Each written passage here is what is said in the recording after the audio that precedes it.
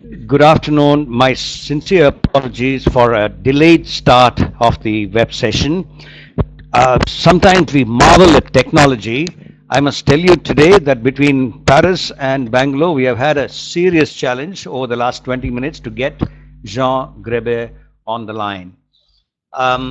You will see on your screen the presentation and the first slide of it. As well, on the left margin, you will see the chat notes. Those of you who are newcomers to this session, welcome you, a special welcome to you all. And any insights, perceptions, I know you're all professionals, you're all discerning minds. Whatever you have as questions, insights, perceptions, etc., can please be typed in on that chat. What we have done in our unique improvised ways is that we have got Jean Grebe on a telephone call, and I'm going to hand this over to Jean. Can you hear me, Jean, there? Yes, very good. Okay, so I'm going to let Jean run his presentation. It's a very, very unique presentation. About a fortnight ago, we both discussed it, and we got Gautam, our co-founder, also to discuss it with Jean. And we said we must see how an expert at the global levels can be asked to offer his perceptions and insights on what is a very grave and very, very severe challenge before India between now and the next 13 years to 2030, the end of the next decade. Is this the defining decade, the one that we are going through, or will the 20s be that kind of a defining decade? Is one of the questions that is before all of us. I'm looking forward to a lot of learning from Jean Grebe. Jean is an architect from the early 1980s. He had the rare privilege of working with that legend among architects called Hassan Fatih in Cairo. Jean is uniquely global, even if he is French as a national. He's working in South America, in Argentina and Brazil. He's working in China, in Indonesia, in Surabaya, which is the second largest city there. He works in India, of course, and has very, very useful insights to provide us. And he worked, in bits and spurts in Africa too. Jean is married to an Irani Zoroastrian, and so, his global connect is not simply at the work level, it is also in his personal turf. Over to you, Jean, to see how you can take this forward. We will not interrupt you for the next 30 or 35, 40 minutes that you want, and then let the rest of them take over. Go on. Yes, thank you very much, Harry. Hello to everybody. Thank you to Harry and Gautam for preparing this conference. I prepared a presentation that I think we have a very high interest in exchanging about the 20 questions you provide me with as well. I would like to just mention that I am personally making this presentation. I will speak with, I would say, observation and analysis I made worldwide and mainly in India. And I don't speak on, I would say, Renault level, even if I use some material, some stuff I'm working on, which is quite general. Of course, I shall have insight from our industrial activities. And I think as well some stuff I used from common work with the RNTBCI, our colleagues, Indian colleagues of Chennai in Renault Nissan Technological Center as well. So I have general slides about the situation in India that maybe some of you knows better than me. The question of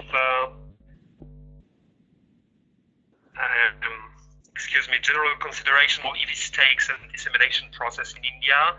What are the real tight EV challenges to face related to mobility issues, and potentially some EV ecosystem potential benefits that we shall have a view on. So the general considerations of EV stakes and dissemination process in India. So the situation of India is very tricky according to energy issues, mainly oil consumption. A large share of oil is coming from Iran through Pakistan.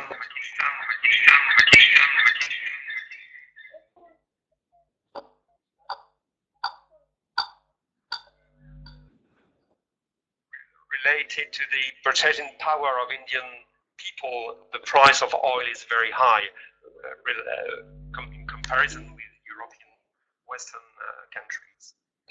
So there is a big problem to be solved related to this. I would say the origin of oil and the price of oil.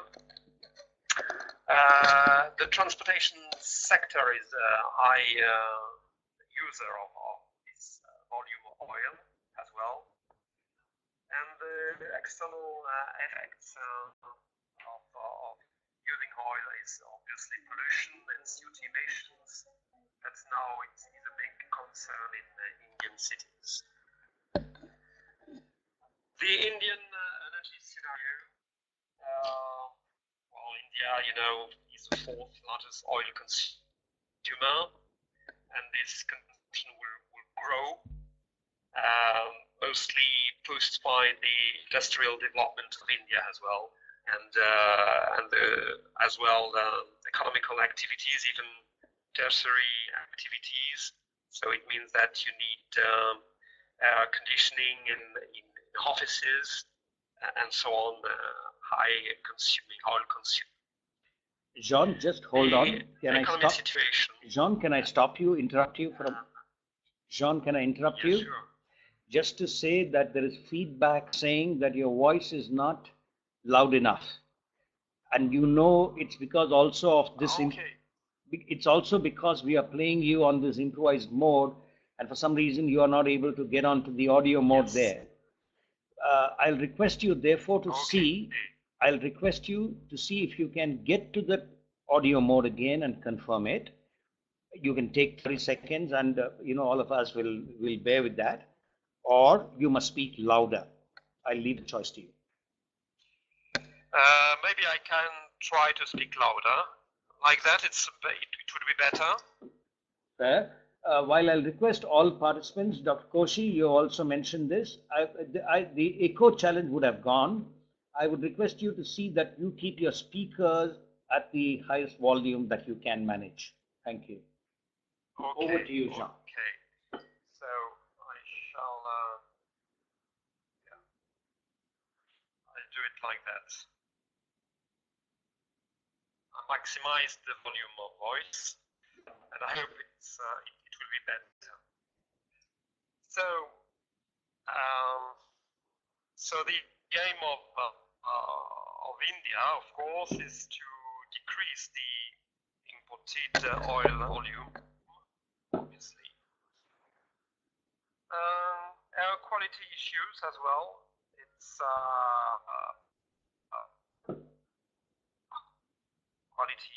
bad air quality of cities, and so the top 20 polluted cities in the world are Indian. 13 of these 20 are Indian. About this scenario, there are a large ambition of India of developing electricity production, mainly through renewable energy.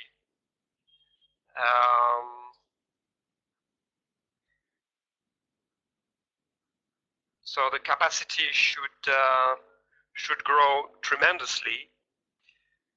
I had some figures. I try to go back to figures. So maybe I shall find the figures on, because you have these on the slides. Jean, you can tell me which slide to go to, and Ankita will help.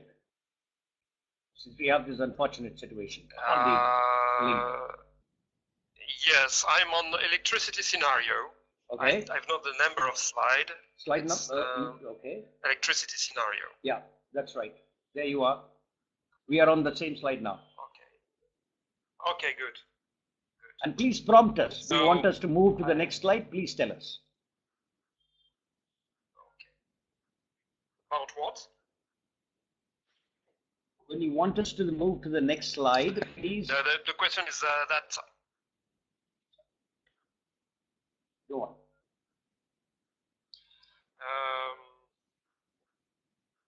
Well, maybe. Well, renewable integration is very.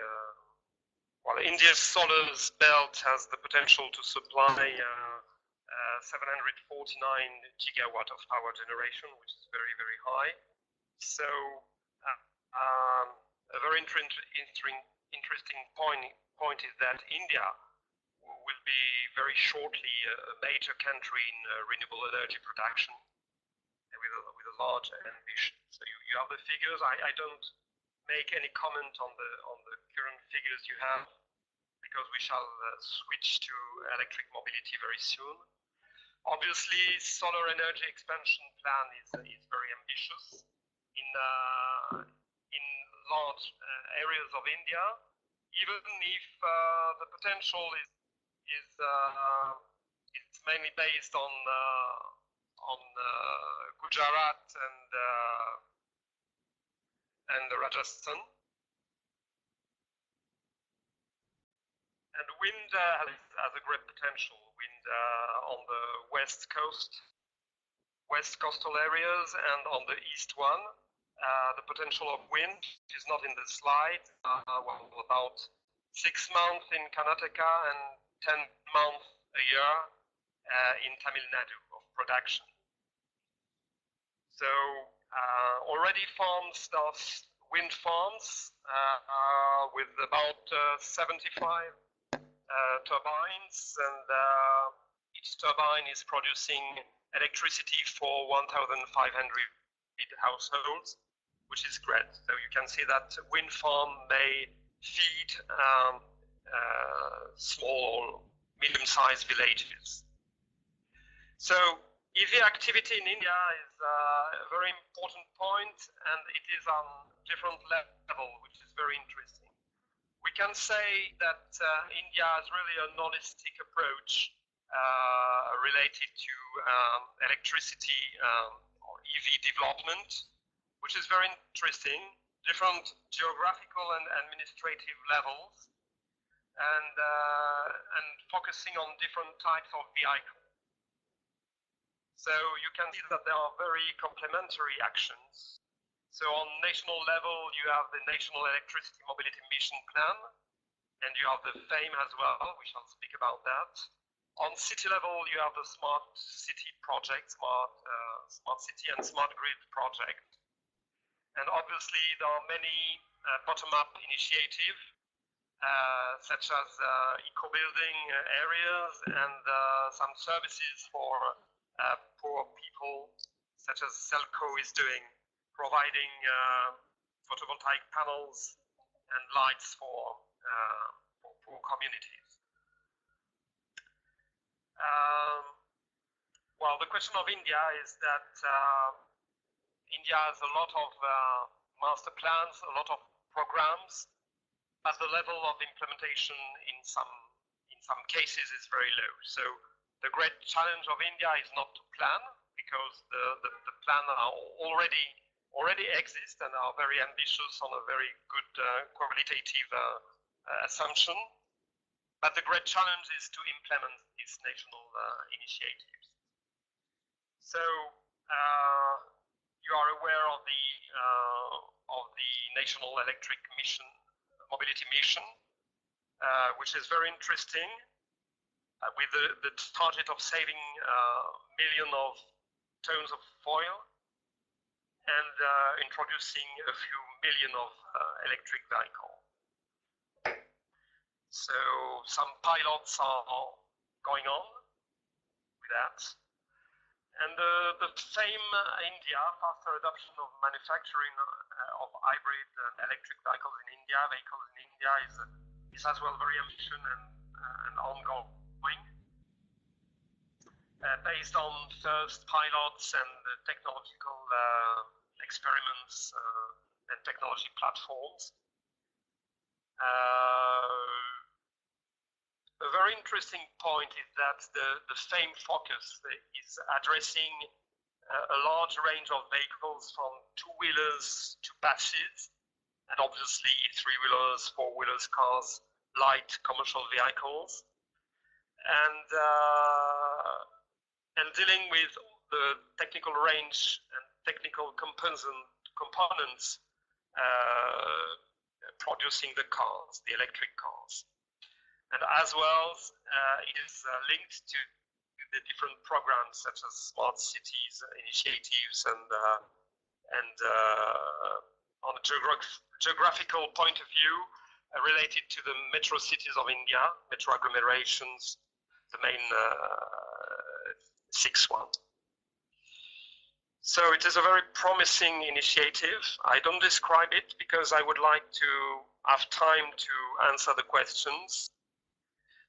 For me, the most important point is that the range of vehicles is very large, which is very promising because it shows that India, with the kind of vehicles the FAME program is addressing, and the kind of different geographical level it is taking into account, shows that India is able to have an holistic approach about electric mobility.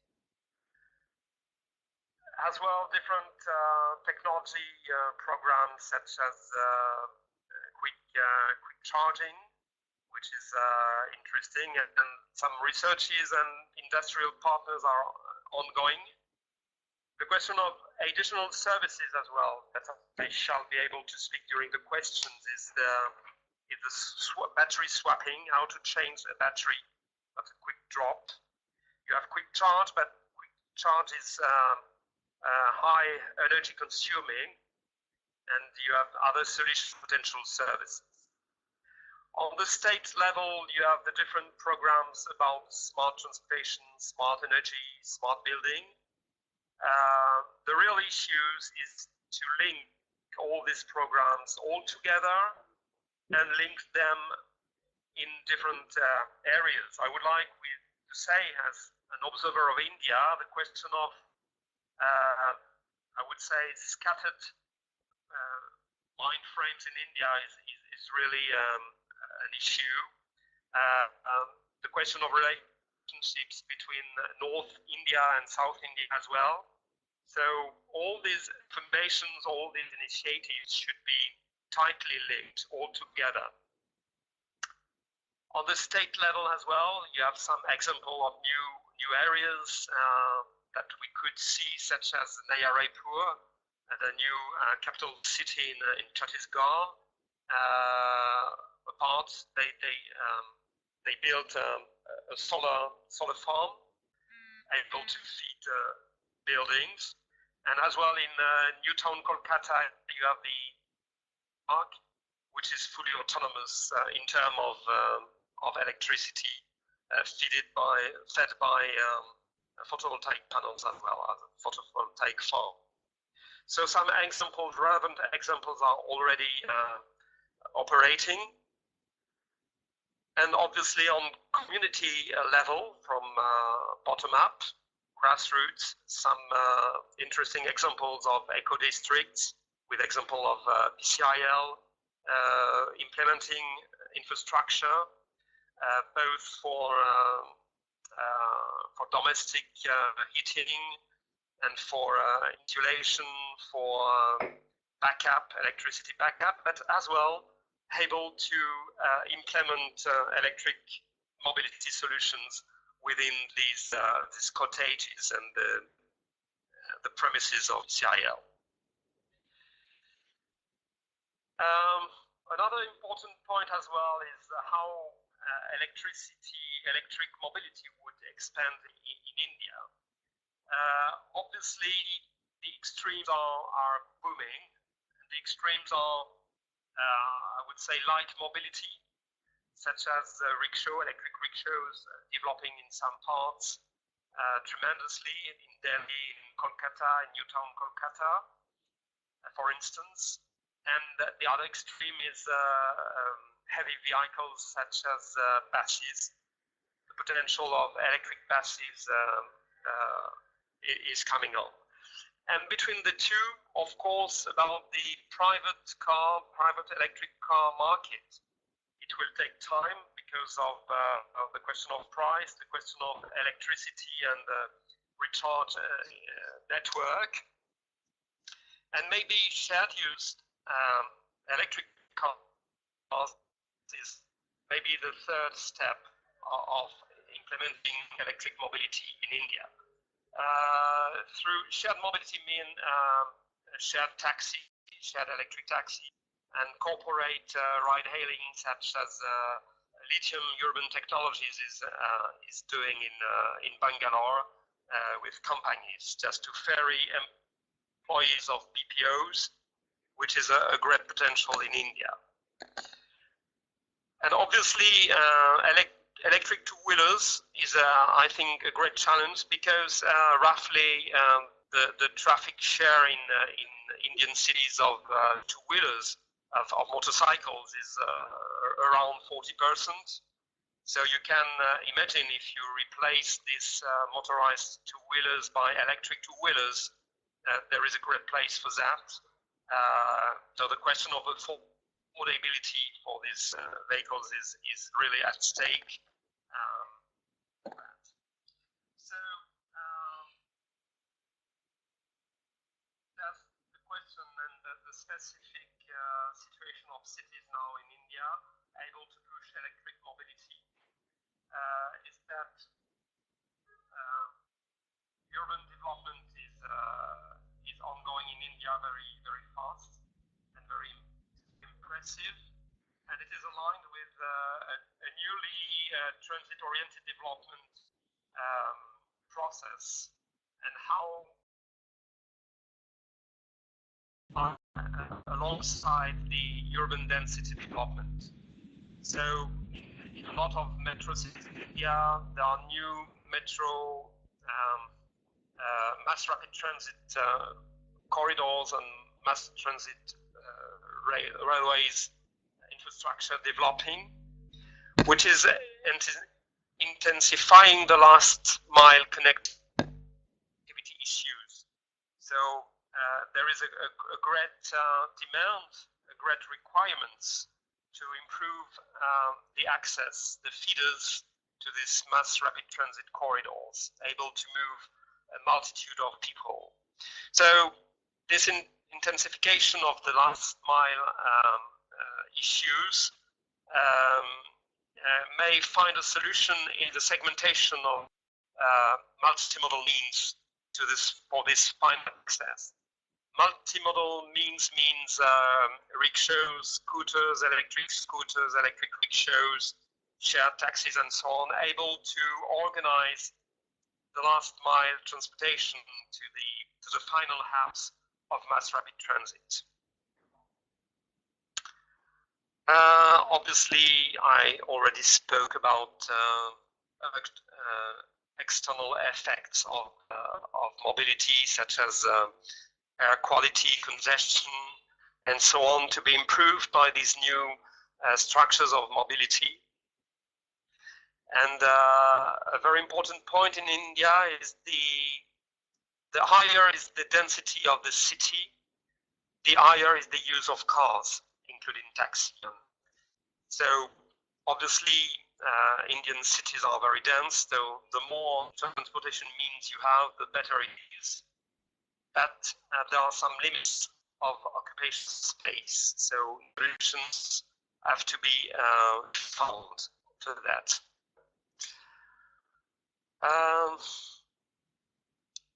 Obviously, there is a large, the modal share of taxi is very promising.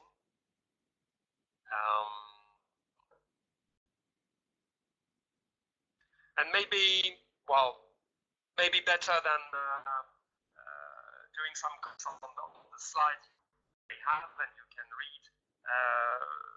I suggest that I can jump as well to the questions, because there are very relevant questions, and I can go deeper in the problematic of electric mobility. And the question was, what's the probability of India achieving all electric vehicles vision by 2030. I would say my answer would be the same we have in Europe, because most of the countries and some of the cities declared that the mobility would be full electric by 2040 or 2030. So theoretically, it is an impossible target, but practically and operationally, it gives a very strong impulse and shows the way, which is very important. It means that we cannot come back to conventional mobility, conventional car mobility. There is really a breakthrough and a change of mindset. And targeting zero-emission mobility, obviously the horizon of time is not important. The final date of achievement is not important. But the way and the way we show the way is more important than this declaration. So everything is changing worldwide.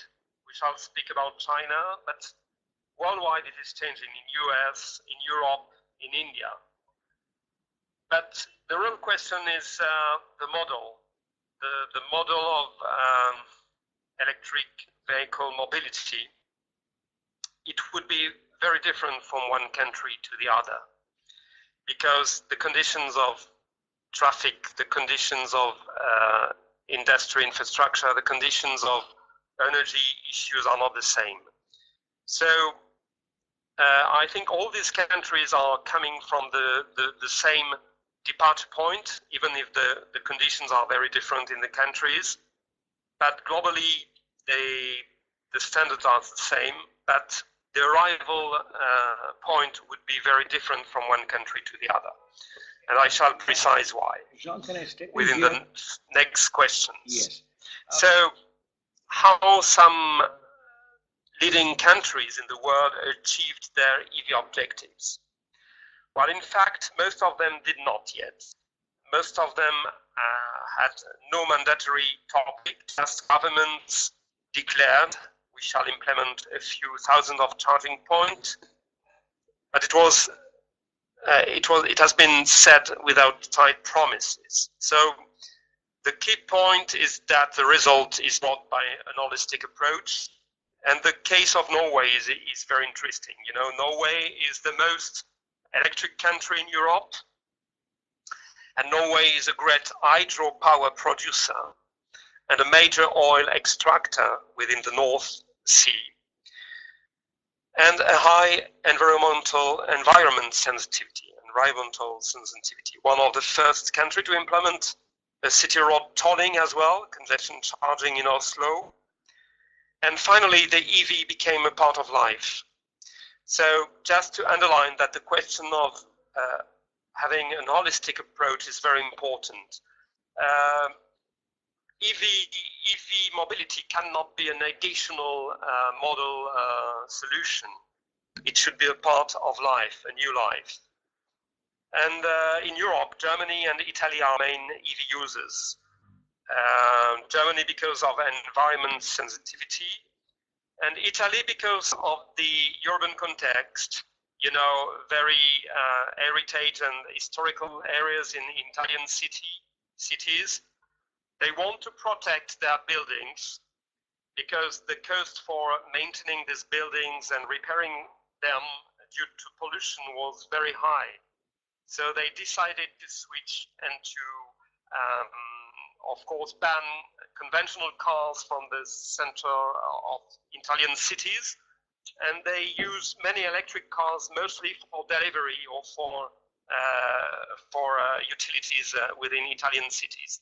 So it's very interesting to see that you have a lot of criteria which are not only technical, not only industrial or energy criteria, but I would say criteria coming from the ecosystem, the local ecosystem. Another question is, how big is the current EV market in India? No, the current global EV market, sorry. So the global EV market. So the global EV market is very small by the moment, but the potential is huge, obviously. By the moment, worldwide, there are 2 million of electric vehicle and hybrid cars in the world. There was a boom in 2016, plus 40%. It means that 7.5 lakh of cars, electric cars, have been sold in this year. But we have to know that half of the electric cars sold in the world last year have been in China. So in China, you have 3.3 lakh of cars sold in China. So half of the EV cars sold. I just repeat. Now it's 1.5% of the total sales worldwide. So 1.5%, which is very low. In Europe, sorry, you have 2.115 lakh of cars sold in Europe, mainly in Norway, UK, France, Spain, Netherlands, and Germany.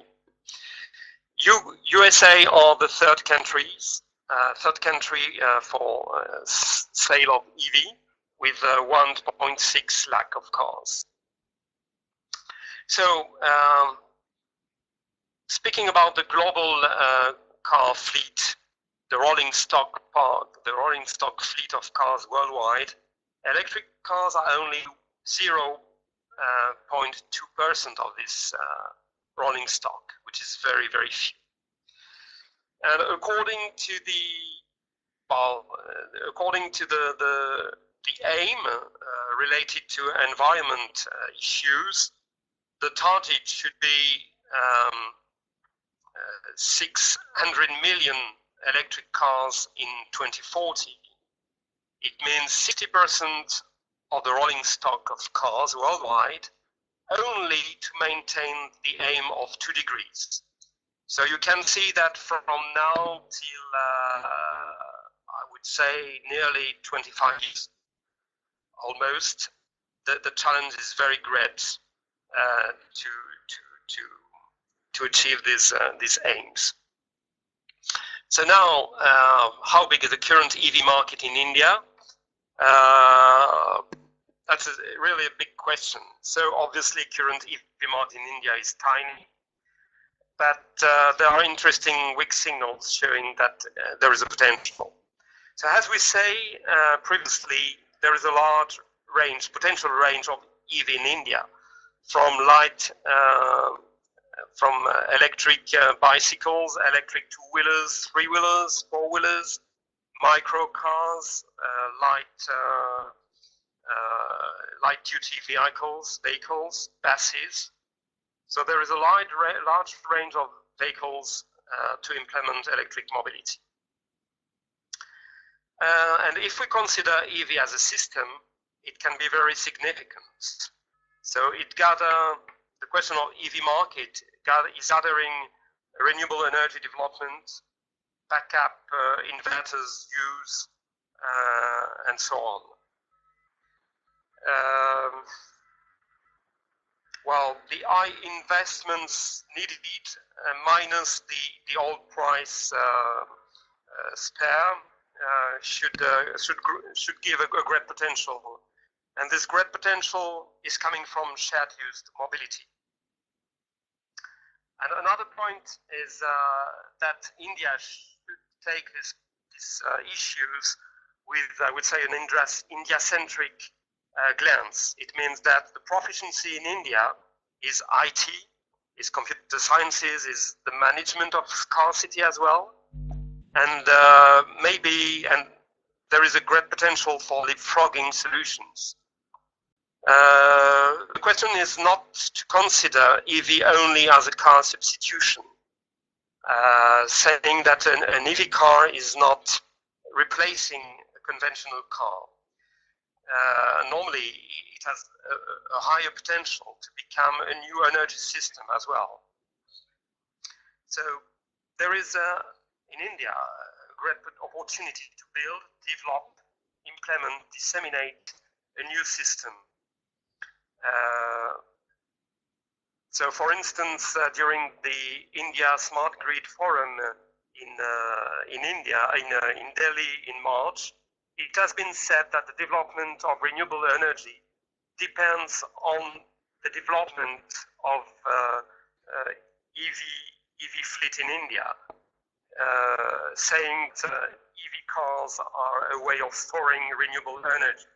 So you can see, just to illustrate, that EV is really part of the system, and the conditions this system will be developed in India is very relevant and has a strong issue for the following years. Jean, another point before as well. Jean, just one moment, please. Before you take the next question that you have listed, for the rest of the participants, I must tell you that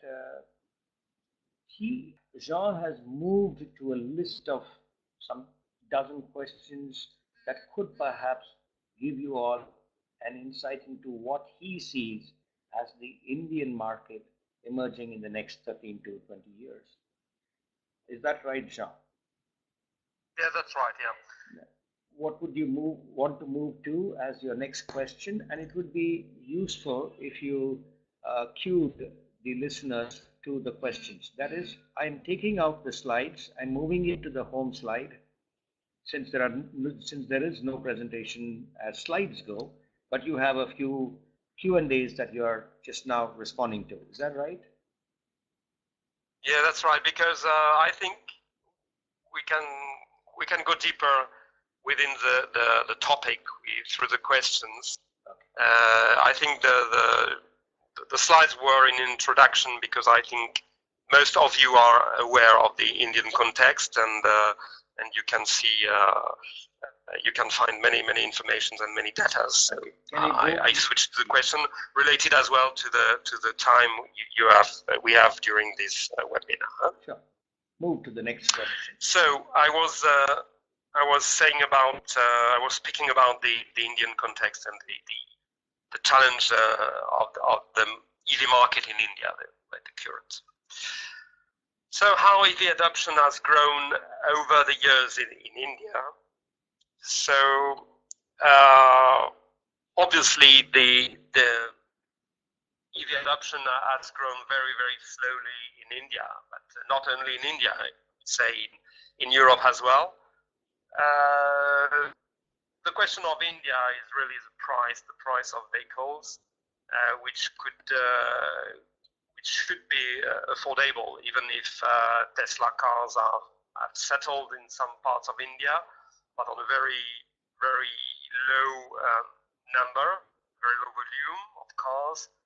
So the question of price is a major issue.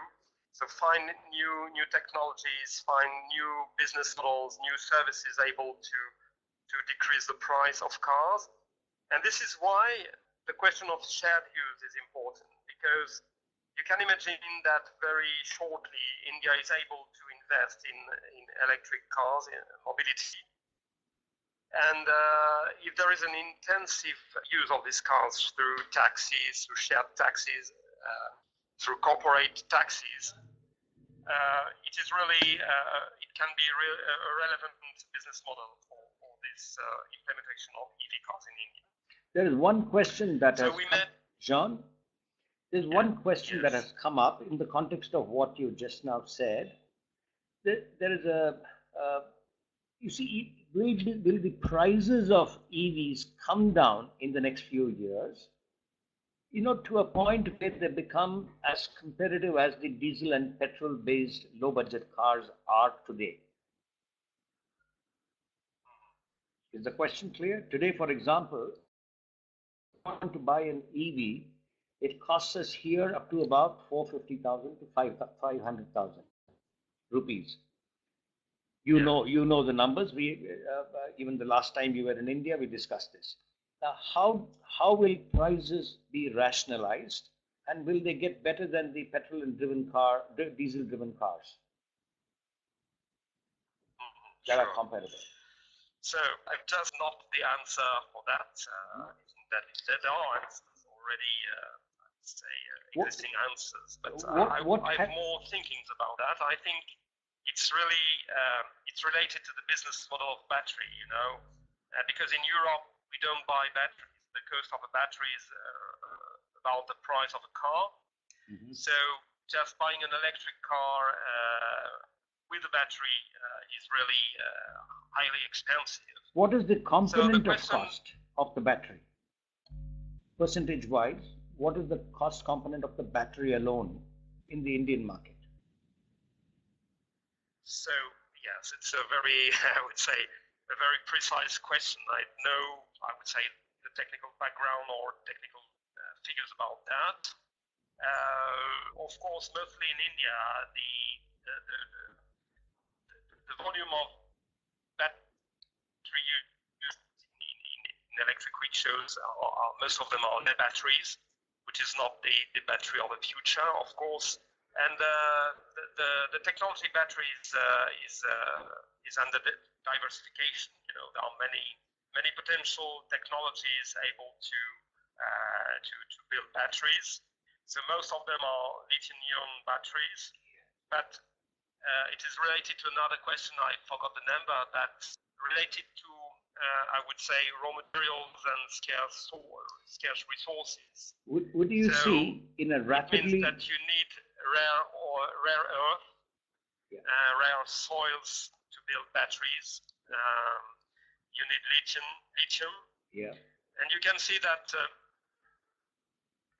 many Chinese companies bought or preempted many areas worldwide, in Bolivia or in other areas, to have this market of rare earth. So the tricky question is on the national level and on the international one. No, a more specific question. Very small scale, it's the same problem with the smartphones. The question of changing a smartphone every 6 months or every year is really a large concern because of this scarce raw material. So related to the battery, the problem is the same, is that the resource is not infinite. There is an end for that, and there is a quota of stuff to be used for batteries. See, there are two questions here. One question that is coming up, Jean, is this. See, there are two sets of challenges. One is, I buy today an electric vehicle. If it costs me X rupees, what is the percentage of the battery cost is one. Can the battery be leased by the car manufacturer in a way that the cost can then be disrupted? Related to this is, related to this is the next question, which says, if I have a car which is today petrol driven, could be a small car or a big car, if I have to replace the engine or make the engine compatible to running on electric fuel or mode, what would it cost me? And these are very real possibilities and imperatives of the next 5 to 7 years, as you know, as we all know. Over to you. Yes. Yes. Well, the first point is yes, of course, we could find in some way this question in another part of the question. Fair. They are very relevant. Yes, of course. Well, I think the question of the battery, it's not a question of price. It's, I would say, a question of business model and services able to be built. Of course, it's, I would say, no way in buying both the car and the battery.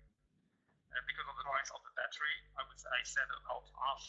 I would say about the same price as in the car. Even if the technology is evolving very fast, changing very fast, and obviously the cost will decrease very, very fast within the next year. But the question is related to the autonomy, to the price. So there is a kind of balance between price, weight, autonomy, which shows that the problem of the battery will stay within the service area, saying that quick charge potential, normal charge potential, and swapping of battery well. And especially in India, related to the use of taxis, for instance, even shared taxis, swapping battery solutions could be very interesting. You know, automated swapping is very, very costly in Europe. We made some pilots, and full automated swapping is really really expensive. But in India, I think with an India-centric approach, it can be very relevant to develop this kind of service. You see, the second point about transforming the conventional car, well, obviously you have part of the answer within the hybrid car. okay. So relevant, in fact, you buy two engines. You buy a car with two engines, so you have additional cost for the car, and you have another way which is going in Brazil and in Africa as well. But it's related to the question 15. What are the retrofit plans for existing fleet of vehicles? In Brazil, for instance, in Itaipu is, near Iguazu, the largest dam in the world, producing hydroelectricity. Some companies, electric companies producing this electricity, are interested in electric cars, and they transform some conventional cars in electric cars. So there are some engineers of Fiat, Italian Fiat, and from Renault as well, and they transform, they retrofit these conventional cars in electric cars. Jean, I will stop you there. In Africa as well, a startup named Carwatt. Carwatt is a French startup going to Africa and retrofitting cars, conventional cars, in electric cars. And obviously, in a country like Africa, the question of energy issues is really important, and the question of grid. So, just to emphasize that in India, the question of vehicle to grid, vehicle to home is really relevant and should be pushed within the electric vehicle development plans. So just to develop this new kind of potential ecosystem, because there is a strong demand in that. And I would say on a broader point of view, many of the activities in India are based on the use of batteries. For instance, the night markets, you can find in every city you have, or village, you have night markets, and the merchants are using batteries and LED lights. So there is a great potential for disseminating these sorts of energy within the cars. Another important point is issue is how disseminate recharging network. Well, of course, there is a big issue in India within the public space, the urban space, the ability to maintain the premises in good state. So the question is that the network of recharging point could be located in some other parts of the city. I would say private parts, such as specific economic zones, in communities, gated communities, in IT parks, and so on, and as well in gas station. How to retrofit gas station in recharging points, or I would say electric mobility hubs, gathering both services and providing energy solutions as well. Got it. Jean, I have to stop you. Jean? Inspiration from water as well. You know, you have in India water tankers coming within the cities, even large cities. So why not thinking about electricity tankers? I mean, some trucks with racks of batteries able to provide and disseminate charging points within the city, mobile charging points. That still does not. It can be an idea. So the range of potential solutions is very large. So innovation is able to be done with this question of energy elimination within the Indian city. You have to hold there, John. There are many questions that are pouring in. I have at least 7 or 8 more questions of this kind. But you know, when you talk of the charger end, we are still not addressing the issue of the battery that has to be mobile and installed in the car. So the challenge continues to be how we, you know, partition the cost of the battery and the cost of the car in a way that we rationalize prices and make for greater market acceptance. Now, having said that, let me move to some of the questions that have come our way now. Where shall I start? Ankita, you have to help me.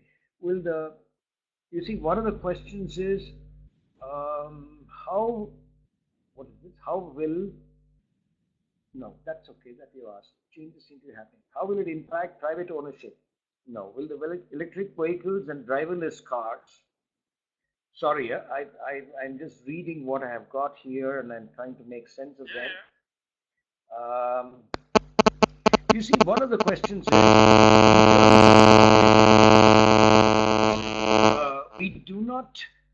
India does not have any more than about 50% of the whatever component of manufacture.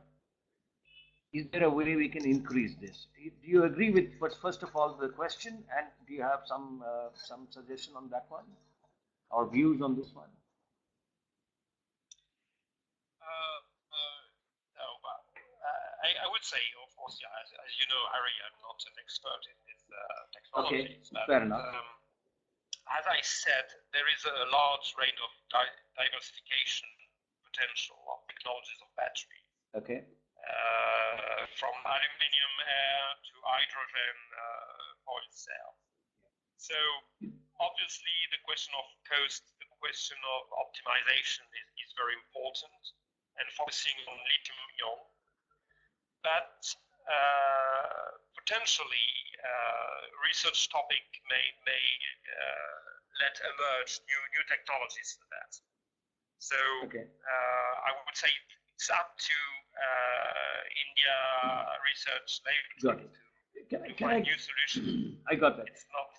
I would say it's not closed, fully closed. Yes. For efficiency of time, coming back to that is obviously if there is, I would say we can assume that the battery of tomorrow or today and tomorrow is the lithium-ion and a very expensive and sophisticated battery. I would say the imagination in building new business model is a way of saving the price of these batteries. I say the question of shared use of a very expensive premise or a very expensive tool as a battery is really more feasible through shared use than buying one single thing, which is not affordable. So saying that shared use of the battery during the period the battery can be used in the car, but you know, when a battery has lost only 80% of its capacity, it cannot be used anymore for car energy, so car powering. So there is a large issue as well for business models with the recycling of use of battery. We say that, we name that second-hand batteries, which can be used as inverters within homes or offices or buildings, able to store the renewable energy. So it means that the way of considering electric vehicle is, as once more, I just repeat, really a holistic way, able to build this affordable business model for this battery. Yeah. So I would say the range of services will be able to save and to implement the EV model in India. So you are effectively saying, not just in India, across the world, that this problem of storing energy, which is to do with the battery, is the single major block for expanding the market. Is that right? In some way, yes, yes. Okay. The other is, can you go back to what you said of the France-Africa model or experiment of retrofitting conventional cars with electric mobility? Can you say a little more on that, please?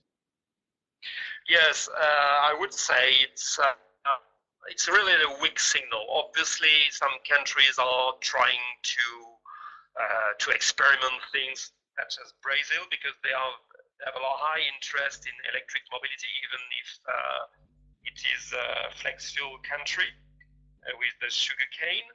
And in Africa, it's really another point. It's to implement a system, an affordable system for poor population. But I said it can be in some way disruptive point because with the question of the electric connected car or potentially autonomous car, the question of open innovation is coming on. It means that there are new, I would say, new trends taking into account that you could have new operators, mobility operators, or new actors dealing with this kind of mobility, and the business is transforming. Just able for some actors, OEM for instance, to provide some basis, some basic structure of cars, and then a large range of actors could plug their own equipment on this basic structure of cars. So it's very close to the question of retrofitting cars. It's the question of potentially having disruptive models where the cars could be assembled by the customers or by communities as well, in order to fit their special needs. Okay, you see the subject is so exciting, and well, we are all desperately looking for soothsayers, people who can tell us precisely what it will be in, say, 2024 or in 2026, and how many of these blessed IC engines with petrol and diesel being the fuel will move out of the roads. Your major statement of how the figure is a miserable 0.2% today, and how it has to move to 60% if we were to go by carbon protocols and the aspirations of nations, is one major number that sticks in the head. What you have not been able to explain, and maybe we need to have one more session on this, is the viable process steps that industry needs to take, because you represent one of the larger automobile companies in the world, and between Renault and Nissan, you know that there is a reasonable percentage of the market share that you hold. And if companies like these can make a difference to the approaches they take to moving away from IC engines, I think that will also help lead the market. One other input that is coming from one of our listeners is that the battery weight and the cost issue is painful, but like you said earlier, it's a transitory phase as EV vehicles will integrate these elements into the next few years in the country. Not just here, I suppose, like you said, in Africa and in South America too. You took the Brazil example. There's this same listeners also saying there will be other critical issues that may come up, but battery technology has to change rapidly. I think you also said that. One important thing is this, and I'd like to see if you will want to comment on this, Jean. If the if the batteries are leased or rented on a monthly basis to the car buyers, and if the price threshold is dropped, therefore, by 30 or 40%, what would then happen is there would be a large economy of scale, and that will help push the market upward. Would you accept that? Yes, it's in fact you formulate and what I was trying to say. That's right. Yeah. When I said shared use of battery, I should have said leased battery, which is the case in Europe. And when I say people don't buy their battery, they lease it. Yeah, that's right. And in fact, about just very briefly to say. To jump on the point you highlighted is that, of course, Renault Nissan have been prepared for more than 8 years with this situation, with a lot of investment, engineering investment, and know-how development. So and now the market share of EVs about 50%. The alliance is selling about 50% of electric cars worldwide, which is quite great. And another point is that the question of EVs, how to prepare the market and so on. Should we have first recharging point networks or cars? I would say the way the ecosystem is preparing is very important. The example of China is very interesting because, in China, in the year 2010, there were 20 crores of e-bikes and e-scooters at that moment, which is really huge. And they began with the e-bikes. So the e-bikes implemented the mindset for electric mobility in China. There were more than 2,000 companies in 2010. Most of them collapsed because the market exploded. There was a kind of decreasing market, and in some provinces of China, you had informal industry providing 4 lakh EV, and I would say a kind of conclusion for India would be that EV can be considered as a business as usual development. It means that the electric cars will replace the conventional cars, and that's it. And the other way is to consider EV as a breakthrough system. So it can be really an adjustment value in energy storage and consumption. So as I said, V2H, vehicle to home, vehicle to grid. And with this component, it gives another dimension to EV stake, I think. One question back to what you said earlier about how you rent or lease batteries by the month in Europe. Now, if you went out today, stepped out today and bought an electric car in Paris, are you saying that you don't pay for the cost of the battery, which could be 30-40% of what the Indian electric vehicles price is today, and therefore India should take to that kind of a road? Are you saying that? Excuse me, I didn't understand the last point of your question. Yeah, that is, if India adopted what you have as a pricing for electric cars, where there is no cost of battery that you pay to the auto manufacturer in Paris, let us say, will India have a push to its market happening? Will more people be buying electric cars here? We need subsidies. We need government subsidies. All right. Okay. Of course, this is as we said, and it was the beginning of what I presented is that you have different levels. You have the national level, federal level, It's the same in France with the city level. So, for instance, we have now for electric bikes in France some subsidies on the national level and on the city level. I got that. So it's okay. the same. Well, I'm checking for cars, it's the same. You have subsidies. Sure. Okay. And I was checking the level of subsidies for electric cars. I got it. Okay, it's 5:20, and I think we have spent that hour, though we are about 20 minutes behind Sure. our schedule. Let me add, for the benefit of all the other listeners here, that on November 1, about the same time, I think it's at 5 p.m., we will send you out this intimation. There is another webinar on the same subject of electric vehicles, and that, yes, and Jean, I'd request you also to come in, and Dr. This is being hosted by AEEE, or the Alliance for Energy Efficient Economy. We will send you out the details, and maybe you can participate there.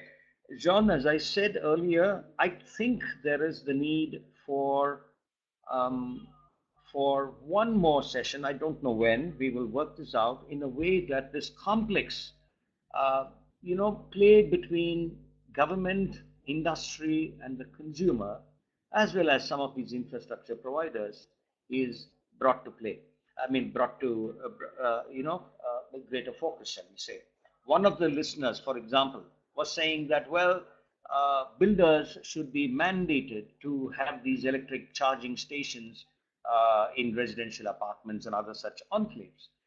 I think that is only one of the smaller issues in the gamut of things that we need to be addressing in the next, say, 3 to 5 years in India. At the end of this hour, I am not clear. I don't know about the others, and I can speak for myself. I'm not clear if we have any roadmap at all yet for 2030, and John was saying 2040, as far as this shift from IC engines to electric cars go. Well, I guess some of you will have your own suggestions to make. We should see what we will learn from those. Thank you so much, and we shall sign off at this time. Thank you, Jean, for being with us. I know it was a busy day for you, and you have a good afternoon. Thank you. It was a pleasure for me, and obviously some answers are remaining. And of course, I was checking just very briefly one point, is that the subsidies, for instance, by now we have a subsidies of Grand Paris. Greater Paris. So you have for a Zoe car a subsidy of 5,000 euros to buy a car, electric car. So just an example of subsidies at different level, on the city level and on the government level. All right. Thank you so much. Thanks all of you. Thank you to you. Thank you, Ari.